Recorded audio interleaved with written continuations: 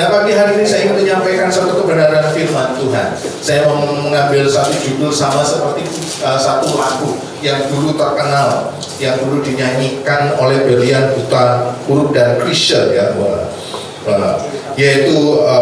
yaitu badai pasti berlalu. Saya nggak tahu bagaimana badai, kapan badai pandemi COVID-19 itu berlalu. Tetapi yang kita yakin, walaupun mungkin pada saat ini kita sedang ada di dalam badai itu, saya yakin dan percaya banyak di antara kita yang sangat terdampak dengan badai dengan pandemi COVID-19. Tapi hingga pada saat ini kita ada oleh karena pertolongan Tuhan. Amin. Dan saya yakin juga Tuhan akan menyertai kita apapun yang terjadi. Saya yakin sesuai dengan kebenaran firman Tuhan, tidak akan dibiarkan orang benar itu sampai jatuh tergeletak. Karena kita yakin Tuhan yang siap menggendong saya dan saudara. Nah, hari ini saya ingin kita sama-sama memperhatikan dan membaca di dalam Alkitab kita. Mari kita membuka di dalam Markus pasal 4 ayat 35 sampai ayat 41. Markus pasal 4 ayat 35 sampai ayat 41. Judul perikopnya itu angin ribut diredakan. Pada hari itu, waktu hari sudah petang, Yesus berkata kepada mereka, "Marilah kita bertolak ke seberang." Mereka meninggalkan orang banyak itu, lalu bertolak dan membawa Yesus beserta dengan mereka dalam perahu, di mana Yesus telah duduk, dan perahu-perahu yang lain juga menyertai Dia. Lalu mengamuklah tawanan yang sangat dahsyat, dan ombak menyembur masuk ke dalam perahu, sehingga perahu itu mulai penuh dengan air. Pada waktu itu Yesus sedang tidur di buritan di sebuah tilam. Maka murid-muridnya membangunkan Dia dan berkata kepadanya, "Guru, engkau tidak peduli kalau kita binasa?" Ia pun bangun menghadap angin itu dan berkata kepada danau itu, "Diam, tenanglah." Lalu angin itu reda dan danau itu menjadi teduh sekali. Lalu ia berkata kepada mereka, "Mengapa kamu begitu takut? Mengapa kamu tidak percaya?" Mereka menjadi sangat takut dan berkata seorang kepada yang lain, "Siapakah gerangan orang ini sehingga angin dan danau pun taat kepadanya?" Amin. Beberapa tahun yang lalu, secara khusus tahun 2005 dan 2015, ada satu badai yang sangat terkenal yang pada waktu itu melanda Amerika Serikat, yaitu badai Katrina. Badai Katrina itu adalah tergolong sebagai badai yang sangat merusak. Jadi rata-rata kecepatan badai ini adalah 140 km per jam. 140 km per jam, saudara. Bisa bayangkan, saudara. Nah, bukan hanya itu, tapi juga kecepatannya mulai 140 km per jam sampai ada yang kadang-kadang 275 km per jam. Makanya ketika terjadi badai ini tahun 2005 dan 2015 di Amerika Serikat, ini badai ini banyak merusak kota-kota di Amerika Serikat. Dan beberapa ahli menggolongkan badai Katrina ini sebagai badai kategori level 5. Ya, saya nggak tahu level 1, 2, 3, 4, 5 itu bagaimana, tapi di level 5 ini dikatakan badai level 5 itu tergolong dari badai yang menimbulkan banyak malapetaka dan merusak. Jadi pada waktu tahun 2005 dan 2015 banyak sekali kerusakan-kerusakan yang terjadi, dan bukan hanya bangunan-bangunan tapi jiwa. Badai memang tidak enak. Nah, saya nggak tahu bagaimana juga ketika badai itu menerpa kehidupan saya dan saudara. Entah itu badai yang terjadi di dalam kehidupan kita itu, entah badai yang mungkin merusak kehidupan ekonomi saya dan saudara, entah itu badai itu yang merusak kemudian keluarga kita, entah itu kemudian badai itu merusak masa depan kita. Memang tidak enak, yang namanya badai itu pasti merusak, sama seperti badai Katrina.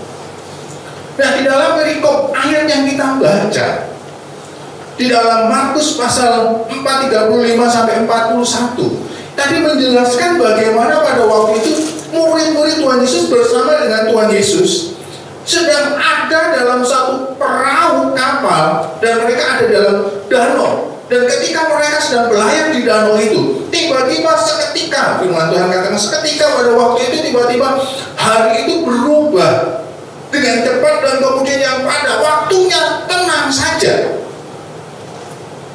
Saya pada waktu coba membaca ini, saudara harus tahu bahwasanya kebanyakan para murid itu punya latar belakang nelayan. Biasanya nelayan bisa membaca, oh ini akan ada badai. Tapi saya nggak tahu kok pada waktu mereka sedang berlayar pada waktu itu, ataukah mereka memang tidak menyadari, ataukah memang badai itu memang tidak bisa ditebak dan bisa terjadi, dan pada waktu itu terjadi sedemikian rupa, dan Alkitab sendiri katakan sangat parah sekali. Itu termasuk di situ dikatakan badai itu mengamuklah taupan itu yang sangat dahsyat, badai yang sangat dahsyat. Dan kemudian membuat ombak itu menyembur, dan kemudian yang perahu yang mungkin kecil itu akhirnya terombang ambing.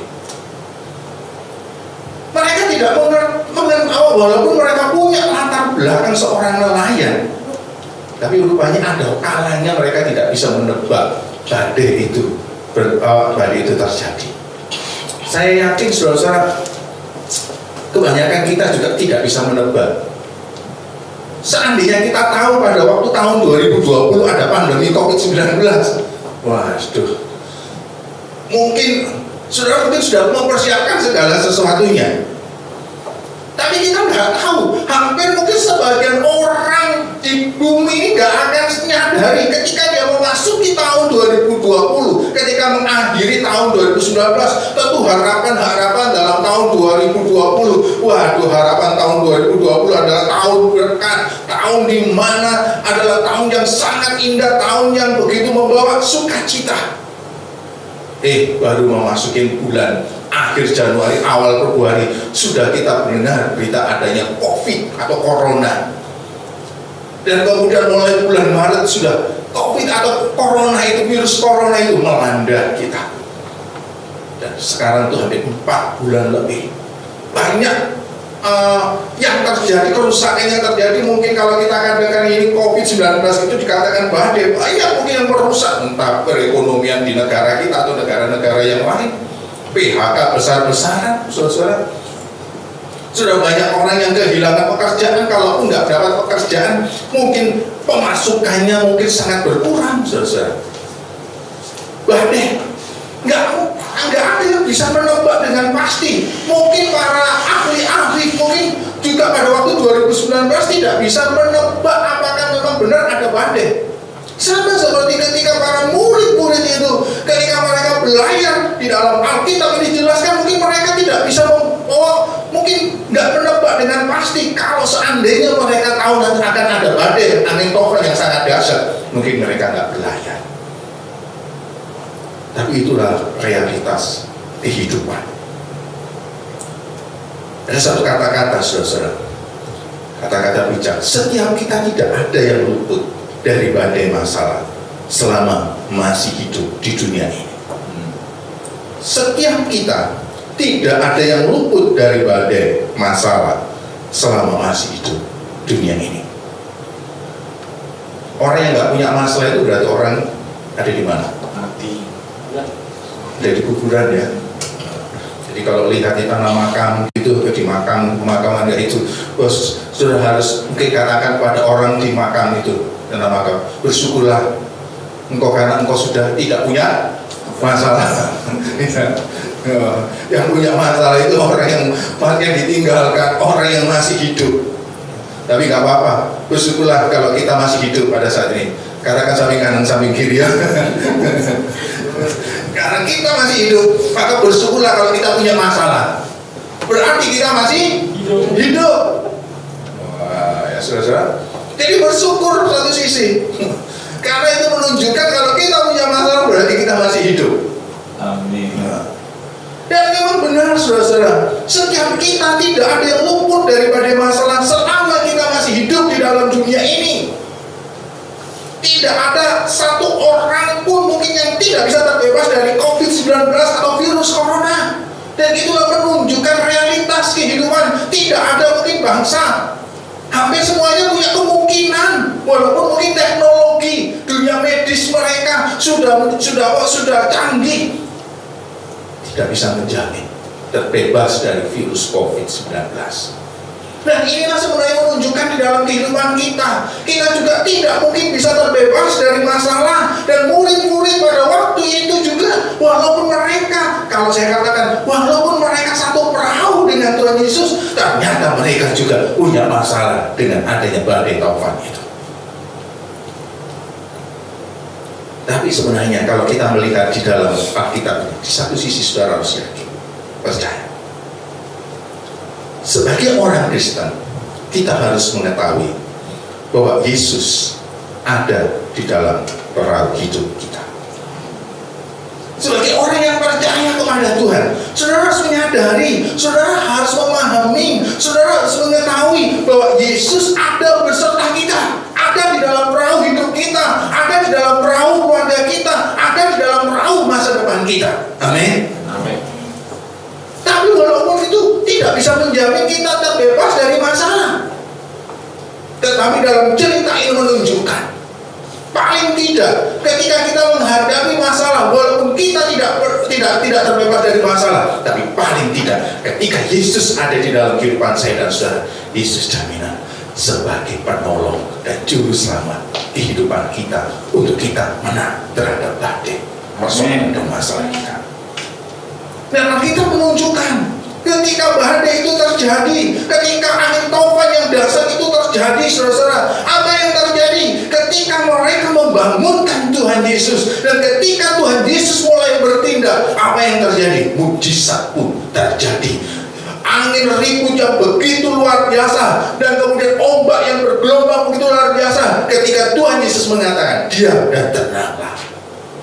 Kitab sendiri mengatakan pada ayat yang ke-39 dikatakan, ia pun Yesus bangun menghadik angin itu dan berkata kepada danau itu, diam, tenanglah. Lalu apa yang terjadi?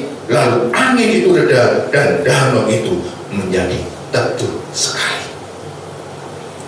Yang pertama yang kita dapat pelajari dalam ayat-ayat ini adalah ketika Yesus ada dalam perahu hidup Anda dan saya, Yesus menyediakan pertolongan terhadap badai masalah persoalan kita. Sebesar apapun persoalan kita, masalah kita, Yesus siap untuk menolong kehidupan saya dan saudara. Asal jangan biarkan Yesus tertidur dalam hidup saya dan saudara. Asal jangan biarkan Yesus kemudian ada di dalam guritan dalam kehidupan saya dan saudara. Tetapi izinkan Tuhan Yesus ada di dalam kemudi, memegang kemudi hidup kita. Yesus ada di depan hidup kita. Yesus berjalan di depan hidup kita. Dan Yesus senantiasa kita mau mendengar setiap arahan dan pimpinan dan tuntunannya. Saya yakin dan percaya, saudara-saudara, saya tidak bisa memastikan sampai kapan mungkin pandemi COVID-19. Apalagi sekarang bulan akhir Juli dan awal Agustus, wah sepertinya itu kata para ahli itu puncaknya. Sekarang saja sudah 100.000 lebih. Kita nggak bisa membayangkan. Waktu dulu mau 1.000 saja, waktu sudah banyak orang yang kata-kata 1.000. Sekarang sudah 100.000, mungkin 100 berapa sekian, 105, 106. Semikian rupa. Tapi bagaimanapun apapun yang terjadi, tetap sebagai orang yang percaya kepada Tuhan, kebenaran firman Tuhan ini adalah sebagaimana kita orang Kristen, kita harus mengetahui bahwa Yesus ada di dalam perahu hidup kita. Amin. Dan Dia siap untuk menolong saya dan saudara untuk melewati badai ini. Yang menjadi pertanyaan sekali lagi, apakah Yesus yang mengemudikan perahu hidup saya dan saudara? Apakah Yesus yang mengemudikan setiap keputusan-keputusan kita? Apakah Yesus yang mengemudikan pikiran-pikiran kita, kehendak kita, perasaan kita? Apakah Yesus yang kemudian menuntun, yang mengendalikan masa depan kita, ataukah diri kita sendiri? Tapi Alkitab katakan, izinkan Tuhan Yesus menjadi juru mudi hidup saudara, dan Tuhan akan bertindak menyatakan pertolongannya tepat pada waktunya. Yang kedua adalah, saudara, dari hal ini kita dapat belajar. Yesus sanggup mengatasi badai masalah hidup kita karena Dia adalah Allah yang berkuasa. Yesus sanggup untuk mengatasi persoalan-persoalan badai hidup saya dan saudara. Karena apa? Karena Dia adalah Allah yang berkuasa.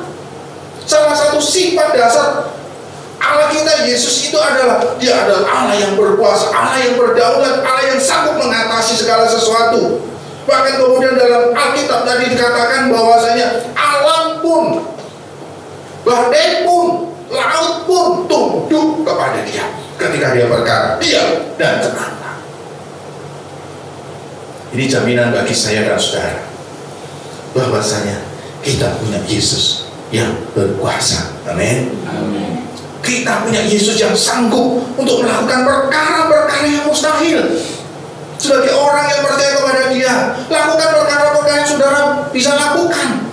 Dan kalau itu ketika saudara menghadapi persoalan yang cukup berat, badai yang cukup berat, saudara sedang bergumul dengan persoalan yang cukup berat, dan saudara-saudara kemampuan kita sudah tidak nyampe lagi, percayalah, pada waktu kita mengharapkan pertolongan Tuhan Yesus, Dia adalah Allah yang berkuasa. Dia adalah Yesus yang berkuasa. Hal-hal yang tidak bisa kita lakukan akan Dia lakukan. Hal-hal yang bagi kita adalah perkara-perkara mustahil, bagi Dia tidak mustahil. Ini adalah jaminan bagi saya dan saudara bahwasanya kita punya Allah yang sangat berkuasa. Pengharapan inilah, pengharapan bahwasanya kita punya Yesus yang berkuasa, itulah menolong saya dan saudara untuk bisa melewati badai. Pengharapan itu harus saudara pegang. Pengharapan itu seperti api. Walaupun api itu hanya kecil, tapi kalau harapan yang sekecil apapun, kalau saudara bisa menjaga harapan, itu akan menolong hidup saya dan saudara. Ada satu film, kalau nggak salah itu film Vertical Limits. Itu sudah mungkin film tahun 2000-an. Itu menceritakan bagaimana sekelompok orang yang suka panjat tebing. Dan rupanya ketika pada waktu mereka sedang mengadakan satu acara itu pas musim salju. Ketika mereka sedang melakukan apa yang mereka sukai atau hobi itu, tiba-tiba sekelompok orang itu terperangkap dalam jurang salju. Saudara, udara yang cukup dingin. Beberapa waktu ini di Malang, udara sudah luar biasa dingin. Yang kemarin sampai 16 derajat. Ada juga yang sampai 14 derajat Celcius. Kemarin saya, waktu malam kemarin itu masih puji Tuhan lah, masih 19 atau 21 derajat. Itu aja sudah dingin. Waktu hari apa itu, waduh, itu dinginnya luar biasa. Saya lihat 16 derajat sampai 14 derajat. Saya ingat-ingat waktu dulu saya masih kuliah di Batu itu, hal yang biasa itu 14 derajat itu hal yang biasa. Sekarang sudah nggak luar biasa ya. Sekarang luar biasa, sudah dingin. Saya ingat di Lawang itu dulu itu kalau pagi itu mesti kabut, karena memang di Lawang itu terkena udara dinginnya. Nah sekarang sudah agak panas, itu aja sudah dingin. Nah, ini sekelompok orang ini terjebak dalam badai salju yang udaranya mungkin yang suhunya udaranya mungkin min derajat Celcius sekian dan cukup dingin. Nah, dan dari mereka yang kemudian berusaha untuk bisa keluar dari badai itu karena mereka terperosok dalam satu jurang, mereka berusaha untuk melakukan itu, tapi kemudian dari usaha itu mereka mengalami kegagalan. Dari sekelompok orang itu ada yang kemudian putus harapan, harus kita nggak bisa keluar, kita nggak bisa untuk naik ke Jawa untuk kita mau keluar dari jurang ini. Dan ketika mereka ada dari antara mereka yang sudah putus harapan, akhirnya mereka yang putus harapan itu meninggal. Tapi yang punya harapan sekecil apa mungkin kita bisa diceritakan dalam film itu, pada akhirnya dia bisa terselamatkan. Harapan itu yang kemudian bisa menolong hidup saya dan saudara. Apalagi kita punya harapan kepada Yesus yang berkuasa, yang dia pasti tidak pernah ingkar janji untuk setia menolong saya dan saudara. Amin. jagalah harapan itu. Ketika kita melewati juga krisis dalam pandemi COVID-19, jagalah pengharapan kita kepada Yesus yang berkuasa. Mungkin saat ini sedang kehilangan pekerjaan, atau mungkin kita sudah tidak produktif, penghasilan kita berkurang, mungkin kita sedang ada di dalam satu pergumulan yang cukup berat. Tapi jagalah harapan itu, jagalah harapan bahwasanya kita punya Yesus yang berkuasa, bahwasanya kita punya Yesus yang tidak pernah ingkar janji untuk siap menolong saya dan saudara. Kita punya Yesus yang menjadi penolong dan juru selamat saya dan saudara. Amin. Dan apa yang harus kita lakukan supaya kita mengalami pertolongan dan kuasa Yesus dalam hidup saya dan saudara? Yesus katakan, diam dan tenanglah. Bahkan kemudian dikatakan di dalam ayat yang ke-40 itu, lalu ya Yesus berkata kepada mereka, mengapa kamu begitu takut? Mengapa kamu tidak percaya? Saya mau katakan saudara-saudara, orang yang akan melihat pertolongan Tuhan, orang yang akan melihat mujizat Tuhan adalah orang yang percaya. Walaupun mungkin situasinya tidak mendukung, walaupun pada waktu itu ketika mereka melihat itu badai itu begitu dahsyat sekali, awan begitu hitam, ombak begitu bergelombang tinggi sekali, sepertinya kita pasti mati. Tapi saudara, walaupun mungkin pada saat ini menghadapi satu beban yang cukup berat apapun, saudara, tetap jaga bahwasanya saudara tetap jaga kepercayaan saudara kepada Tuhan. Hanya orang-orang yang menjaga kepercayaan kepada Tuhan, orang itu akan mengalami mujizat dan pertolongannya. Yesaya 30 ayat 15 mengatakan gini, dengan bertobat dan tinggal diam, kamu akan diselamatkan. Dalam tinggal tenang dan percaya terletak kekuatanmu. Bagaimana kita menanggapi badai, secara khusus badai pandemi COVID-19? Tinggal tenang dan percaya kepada Tuhan Yesus. Bagaimana kita bisa tinggal tenang? Tinggal tenang itu bisa dipakai cara saudara, perbanyaklah waktu memiliki hubungan yang intim dengan Tuhan. Berbanyaklah waktu sebelum saudara membuat keputusan-keputusan di dalam hidup saudara. Berbanyaklah waktu untuk saudara memohon pimpinan, petunjuk dari Tuhan, petunjuk dari Roh Kudus. Dan saya yakin dalam tinggal tenang, dalam keyakinan, dalam percaya kepada Tuhan, justru itulah kekuatan kita. Badai pasti berlalu karena kita punya Yesus yang berkuasa. Kita bisa melewati pandemi COVID-19 karena kita punya Yesus yang menyertai saya dan saudara. Saya yakin dan percaya, seperti Raja Daud katakan, walaupun kita ada di dalam lembah badai, tetapi aku akan melewatinya. Saya yakin dan percaya kita pasti bisa melewati pandemi COVID-19 ini. Kita pasti bisa melewati persoalan-persoalan badai di dalam kehidupan kita mungkin akibat pandemi COVID-19 ini. Kita pasti akan bisa melewati karena kita punya Tuhan Yesus. Percaya. Hanya percaya kepada Tuhan itu yang kemudian menimbulkan mujizat di dalam kehidupan saya dan saudara. Saya akan mengakhiri dengan katakan kata-kata ya, atau mungkin satu kata-kata bijak seperti itu. Ketika semua upaya sudah mentok, ketika semua energi sudah hampir terkuras habis, tetapi ternyata hasilnya hampir sia-sia. Ketika Anda sudah mulai berkata, percuma mencoba lagi, sebenarnya inilah saatnya untuk menatap kepada Allah, membiarkan Allah bekerja dengan leluasa melalui kita. Allah sanggup melakukan segala perkara. Yesus sanggup melakukan segala perkara. Harapkan Tuhan Yesus, percayalah kepada kuasa Tuhan Yesus. Dia akan bertindak menolong kita. Badai itu pun akan berlalu karena Yesus ada di dalam perahu hidup kita. Yesus menyertai saya dan saudara. Amin. Mari kita tunduk kepala.